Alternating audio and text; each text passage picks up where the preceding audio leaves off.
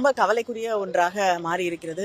தினம் ஒவ்வொரு நாளும் ஒன்று இல்லை ஒன்றுக்கும் மேற்பட்ட இப்படிப்பட்ட குழந்தைகளுக்கு எதிரான பெண்களுக்கு எதிரான குற்றங்கள் தொடர்ந்து நடைபெற்று கொண்டிருக்கிறது. அது மட்டும் இல்லாமல் குழந்தைகள், இளைஞர்கள் என்று சிறுவர்கள் கூட தாக்கப்படக்கூடிய ஒரு சூழல் நாம் சந்தித்து கொண்டிருக்கிறோம். சட்டம் ஒழுங்கு இருக்கிறதா என்ற ஒரு பெரிய கேள்விக்குறியாக இருக்கக்கூடிய ஒரு சூழலிலே இன்று தமிழகம். அண்ணா பல்கலைக்கழக மாணவி பாலியல் வன்கொடுமை.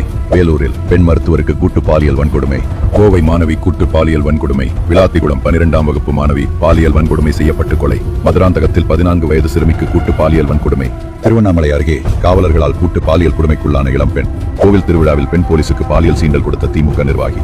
திமுக எம்பி கனிமொழி பங்கேற்ற கூட்டத்தில் பெண் காவலருக்கு பாலியல் சீண்டல். 16 வயது சிறுமியை தொடர் பாலியல் வன்முறைக்கு உள்ளாக்கிய திமுக ஊராட்சி தலைவரின் மகன். கஞ்சா போதையில் இளம் பெண்ணை கூட்டு பாலியல் வன்கொடுமை செய்த உதயநிதி ரசிகர் மன்ற நிர்வாகி. விருதாச்சலத்தில் 5 வயது சிறுமிக்கு பாலியல் தொல்லை கொடுத்த திமுக கவுன்சிலர். விழுப்புரத்தில் பெண்ணை மிரட்டி பாலியல் வன்கொடுமை செய்த திமுக நிர்வாகி.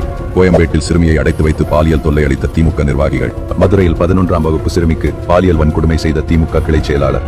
நந்தனம் அரசு கல்லூரி கேண்டீனில் வேலை பார்த்த பெண்ணுக்கு பாலியல் வன்முறை செய்த திமுக பிரமுகர். திமுக நிர்வாகி தெய்வச் செயலால் மாணவிக்கு பாலியல் வன்முறை. விமான பணிப்பெண்ணிடம் பாலியல் அத்துமீறலில் ஈடுபட்ட திமுக கவுன்சிலர். 2 வயது குழந்தையை பாலியல் வன்கொடுமை செஞ்ச திமுக நிர்வாகி. கிருஷ்ணகிரியில் 70 வயது முதியவரை கொன்று 60 வயது மூதாட்டிக்கு பாலியல் வன்கொடுமை. கஞ்சா போதை இளைஞர்களால் பாலியல் தாக்குதலுக்குள்ளான 66 வயது மூதாட்டி.